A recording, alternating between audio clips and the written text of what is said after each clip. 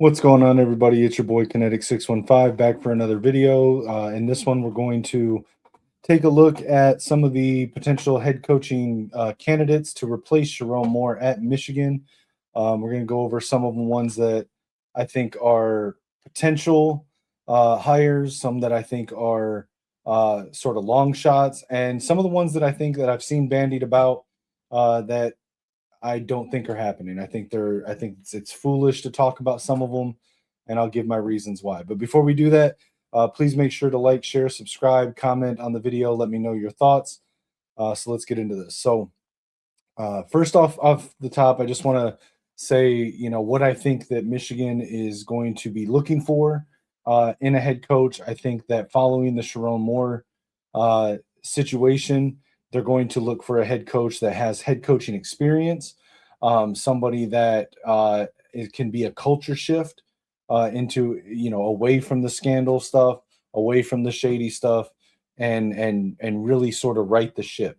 Somebody that's going to have that effect to be able to come in, keep the current team together, and continue into the future down a brighter path for Michigan football. So I don't think that we're going to look at coordinators that are up and coming that have that are looked at as future head coaches that don't have head coaching experience. So guys like Joe Sloan, Joe Brady, Brennan Marion, we're not going to talk about guys like that today. I think that they're looking for experience. I think they're looking for proven record. I think that they're looking for someone that can connect with the current team. So, just to get one name out of the way, I am not going to talk about Kurt Signetti being a legitimate candidate here. I think that he is where he needs to be. I think that Signetti's style as a coach and as a team builder works at a school like Indiana. I've been very vocal on shows before that I do not think that his style works at big schools, but specifically at schools like Michigan. And I'll briefly go into why. There's other reasons. This is not the sole reason, but this is the biggest reason why I try to shut down any talk of Signetti as the next Michigan coach. Signetti's entire team building philosophy is not based on high school recruiting. High school recruiting is how you have to build at Michigan.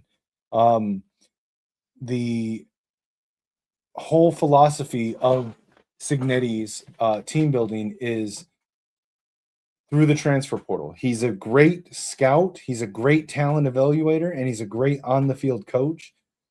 But you look at what he's done at Indiana, year one, he comes in, he brings in 80% of his team came over from James Madison, his previous school. He then supplements that with players like Curtis Rourke, who came from smaller schools, who had good on-field production, and who went under recruited and undervalued by a lot of the bigger schools. He finds guys with chips on their shoulders like him with a point to prove, and then he coaches them up on the field. Okay. But it's a lot of juniors and seniors, upperclassmen. That's why every year he's having to completely rebuild his entire roster. You look at his high school recruiting, it's not great. Michigan, we don't get upperclassmen in the transfer portal because of admissions, because Michigan will not accept more than, I think it's 60 credits, which basically means that any credits after the freshman and sophomore years at school do not transfer to Michigan. We witnessed this with Skylar Bell last year in the spring or in the transfer portal. Skylar Bell would have been an amazing wide receiver to be on the team this year, and it got held up because of admissions. So we get grad transfers and we get underclassmen. That's not Signetti's MO. It does not work at Michigan. It doesn't work. I don't think he works at big Power 4 programs like the big brands anyway, but it definitely is not going to work at high academic schools such as Michigan, Stanford, Vanderbilt, Notre Dame. It would not work at schools like that. So Signetti out of the way. Let's get a couple of the other ones out of the way that I don't think are realistic. Tom Brady. I see that name thrown out. Guys, Tom Brady, ultimate Michigan man, greatest quarterback of all time in the pros. Um, Dude's 48, and he's never shown any inclination into coaching. He's never like I don't think at 48, 49 years old he's going to suddenly go, "You know what I need to do with my post football career? I need to start coaching." And then you want him to come in with no coaching experience whatsoever as a position coach, as a coordinator, and you want to make him head coach just because he's Tom Brady? Come on, guys. Be realistic. He's got his brand, the TB12 brand. He's got his media gig. He's a part owner of the Raiders. I like Tom Brady being in the role that he's in, where he can be a sort of a mentor to Bryce Underwood and quarterbacks at Michigan without being a coach. Let's get it out of the way. Nick Saban, Urban Meyer. Those names keep coming up in conversations that I see happening. It's not happening, guys. Nick Saban, Urban Meyer, 74 years old, 61 years old. First of all, Urban Meyer is not going to come from Ohio State to Michigan.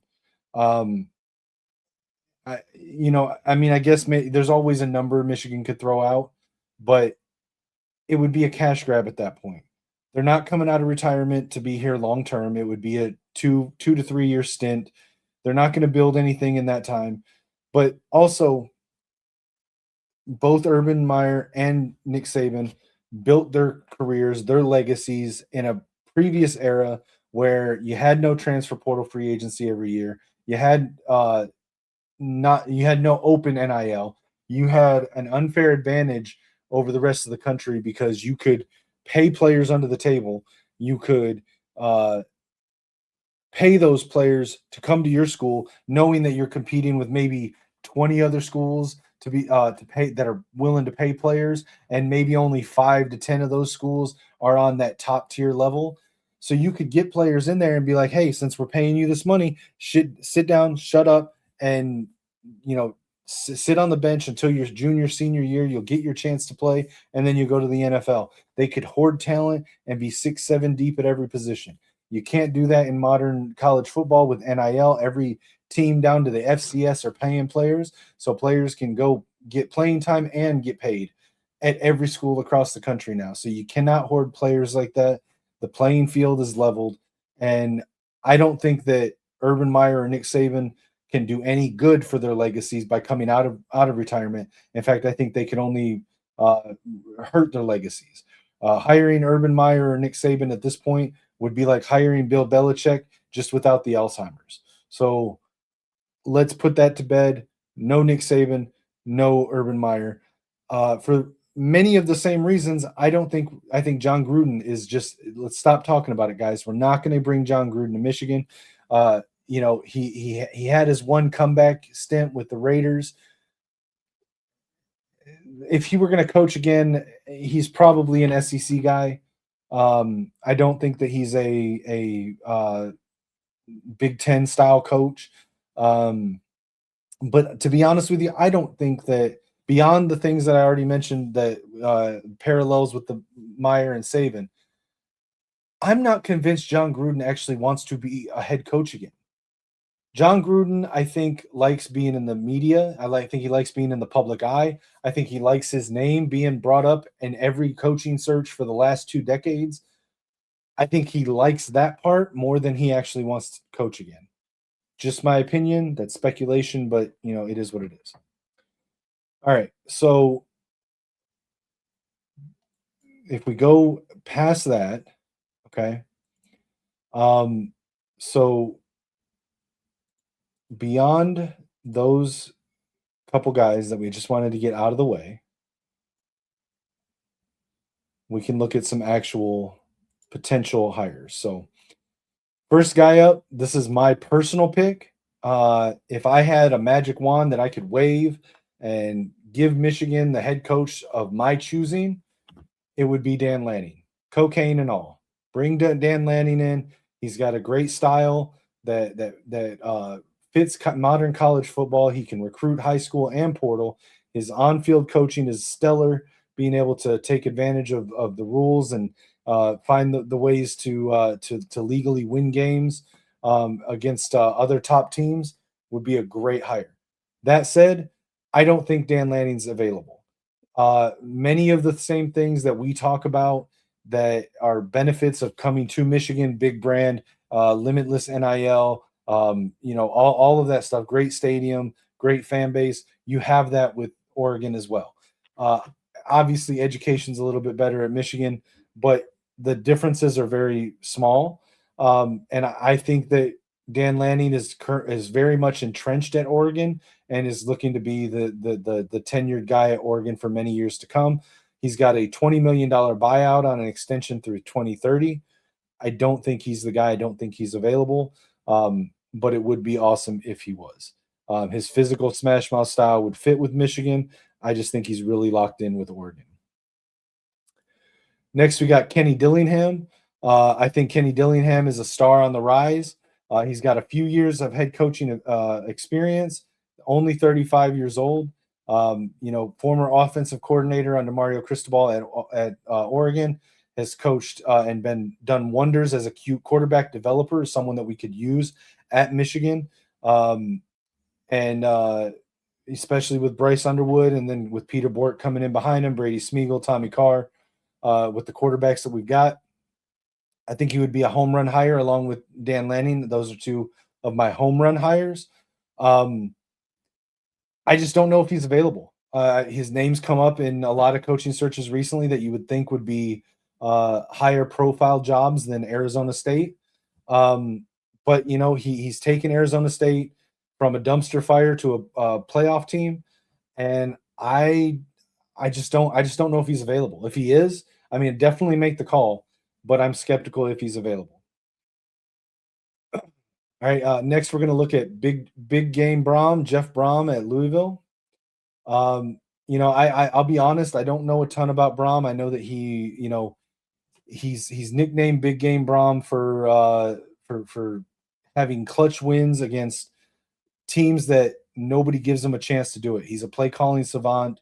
He kind of blends that spread offense with an air raid twist. But he's 19-8 in 2 seasons at Louisville. That's the same record that Sherrone Moore has in 2 seasons at Michigan. And everyone gave him crap for losing those games with a very bare cupboard. So for me, the problem with Brom is just consistency. Yes, he can. He's proven to be able to win big games, but he's also been proven to lose games sometimes that he shouldn't. So, and it's always a weird way. Like whenever Louisville loses a game under Brom, like it's always some random freak thing that happens. So the next guy I'll touch on just briefly, Matt Campbell. I think he would have been a great hire, but the fact that this took until the second week of December, the ink is now dry on Campbell to Penn State, so that's too little, too late. Next 2 coaches I'll look at, I'm gonna sort of lump them together because I kind of look at them in a similar light. Fran Brown and Mike Locksley at Syracuse and Maryland, respectively. Both of them, I think that they are good head coaches. I think they are good coaches. They're going to have very long careers as offensive coordinators and coaches. I'm sorry, offense for Locksley, defense for defensive gurus. I'm sorry. Both of them were defensive guys before head coaches. I was reading one thing and got sidetracked. Locksley and Fran Brown, both defensive guys. They both play with coach with physicality, have physical teams. They're both great developers and they're good people and they're great recruiters. However, I think that these guys are high floor, unproven ceiling right now. Outside of having a few years of head coaching experience, I don't think they're that much beyond what Sherrone Moore was when we promoted him with no head coaching experience, except they're older. So I just don't think that they've proven that they can do it on the level that we would need at Michigan. So I don't think that either one of them would enter into the conversation. I do like this hire as an option. This would be another high option, Jedd Fisch. I would say he's not quite a home run, maybe a double or triple. I like Jedd Fisch. He was a former quarterbacks coach under Jim Harbaugh at Michigan. so he's got the Michigan ties. He knows the culture. He was able to go 10-3 out there at Arizona. He went to Washington. He's done well there. He's a good quarterback developer. So again, fits that niche of a role that we want for Bryce Underwood's development. He had quite a few recruiting wins while he was here at Michigan. So I would be okay with Jedd Fisch. My only problem with Jedd Fisch is he a home run?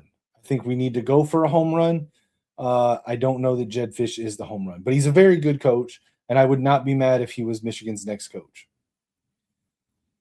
Now, before I get to who I do believe is the front runner for the job, and I'm sure you all can figure out by this point who it is by process of omission.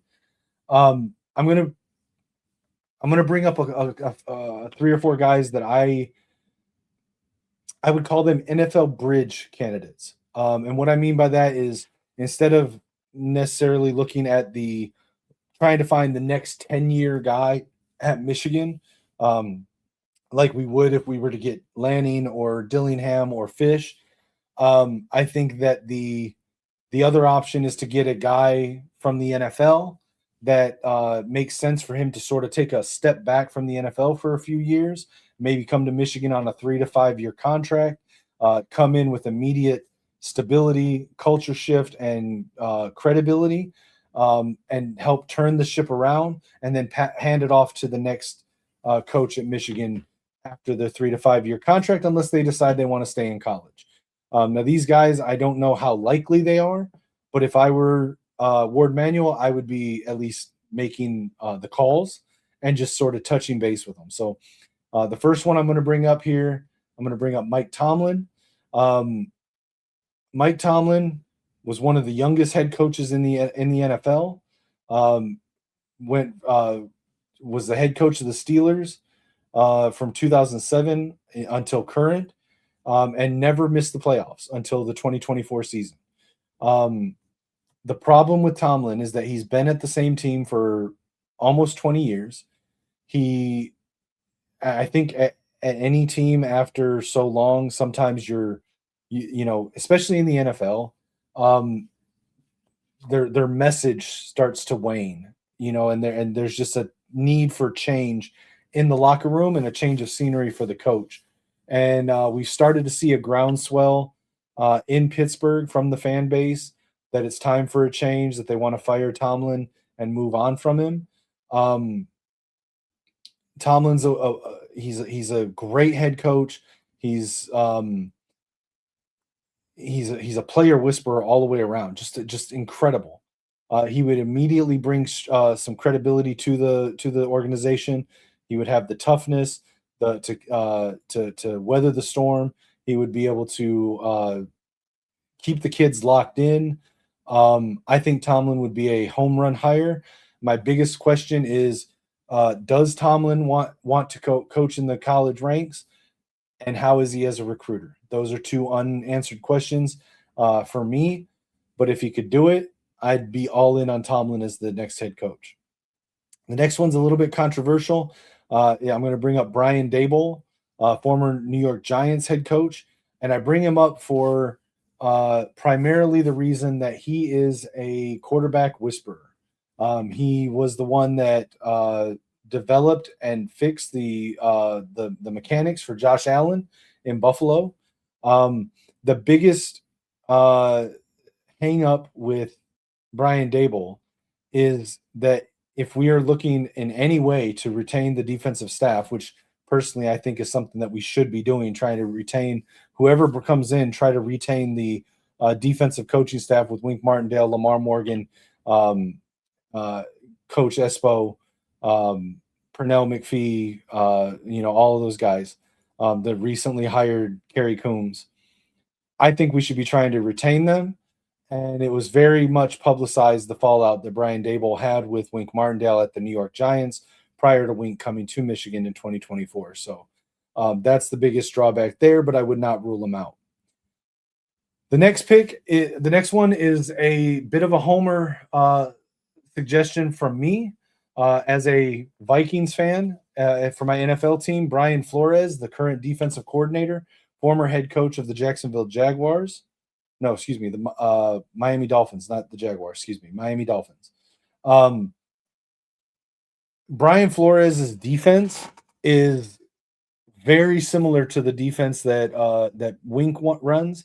In my eyes, his defense is like the perfect marriage of the Bill Belichick defensive scheme and the Wink Martindale amoeba defense. Um, he's went a little bit more positionless with it and likes to run three safeties a lot. As we've seen him use our guy, former Wolverine Josh Metellus, at 9 out of 11 positions on the defense and just move them around. I really like Brian Flores.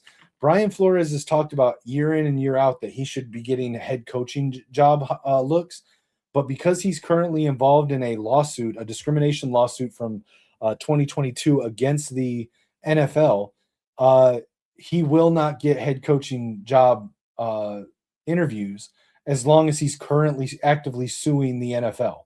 So a potential, he's the defensive coordinator with Kevin O'Connell in Minnesota, and I think he's comfortable in that job. But his contract is up after this season. He has not renewed his contract, and maybe a step to the college ranks as a head coach for the next 3 to 5 years.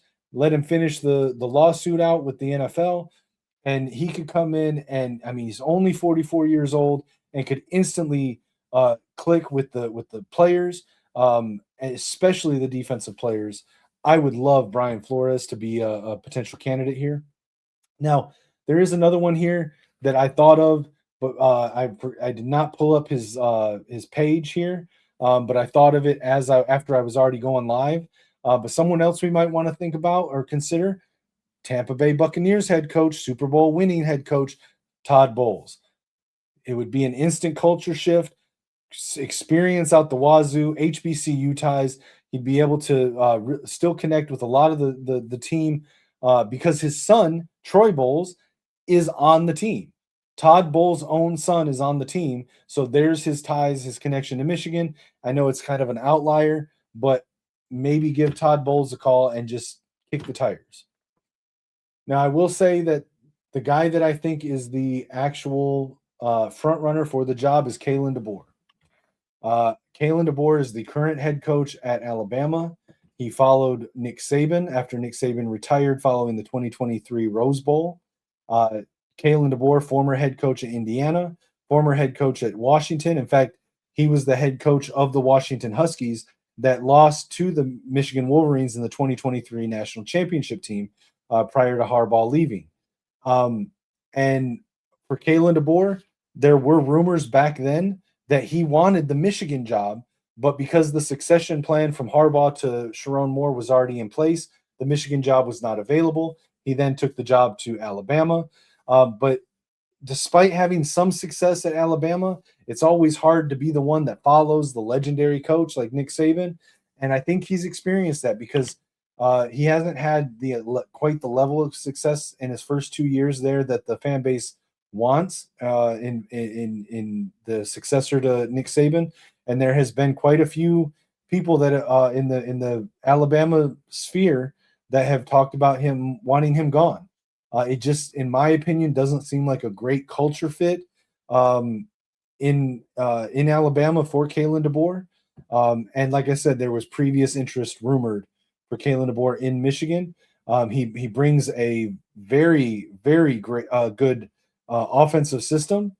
And the more I thought about this, because at first I was kind of lukewarm on it, but if Kalen DeBoer were to come in, bring his pro style, air it out offense into Michigan, and this is, again, I don't know if he would do this, but retain Tony Alford at running backs coach, retain the defensive staff with Wink Martindale.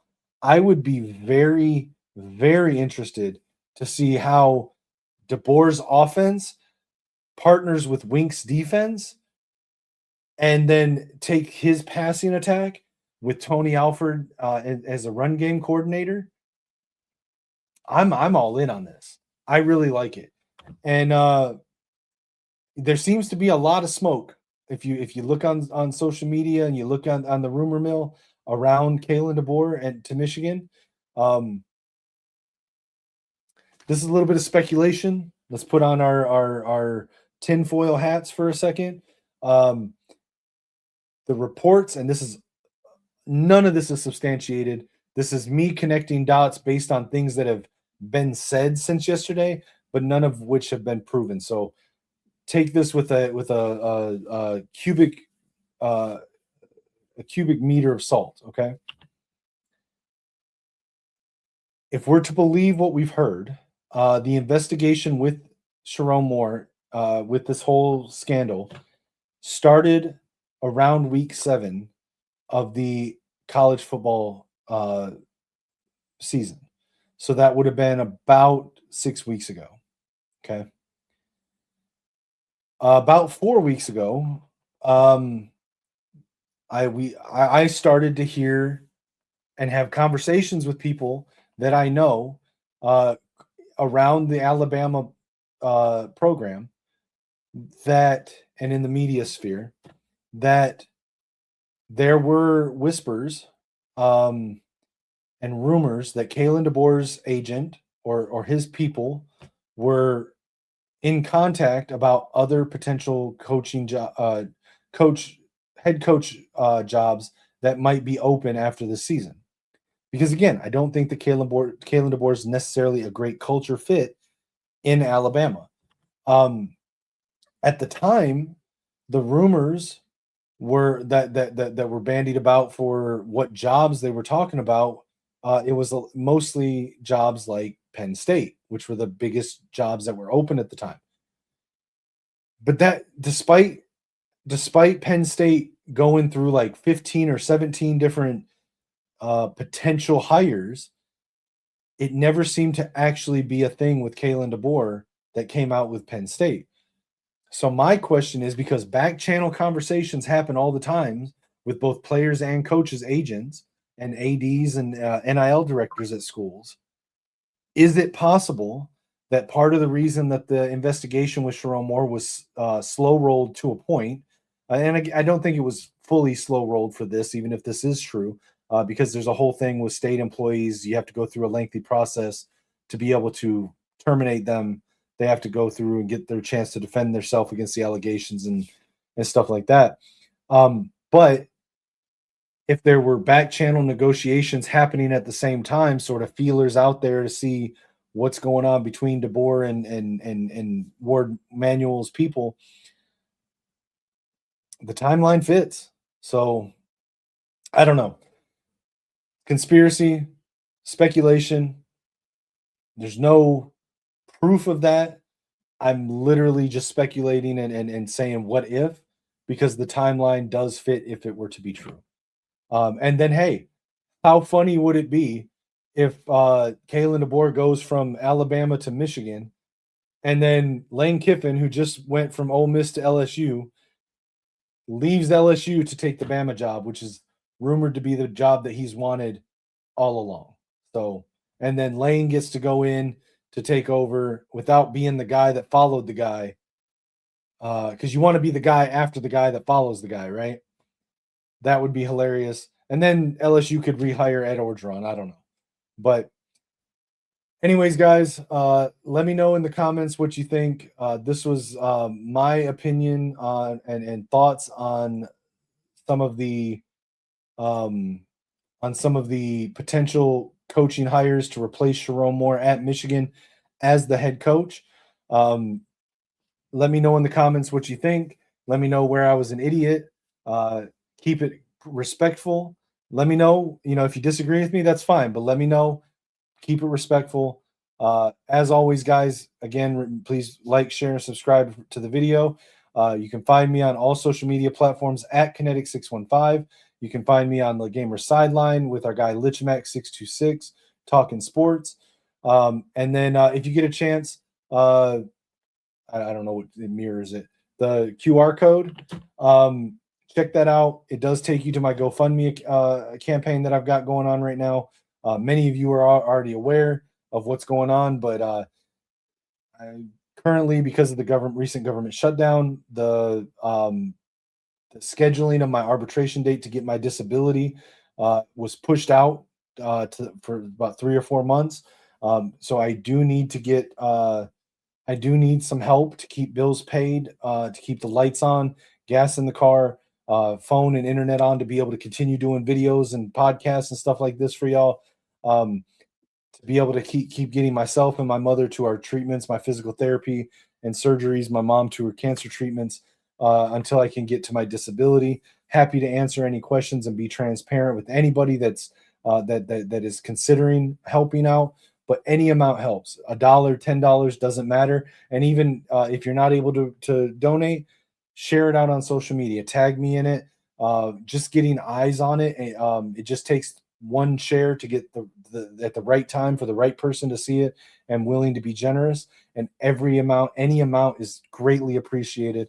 But things are getting very tight for me and my mother, and I'm trying to keep us above water until I can get to the disability to be able to get through my surgeries. So, um, but again, I want to thank everyone that came out, everyone that watched the video, stuck with me through it.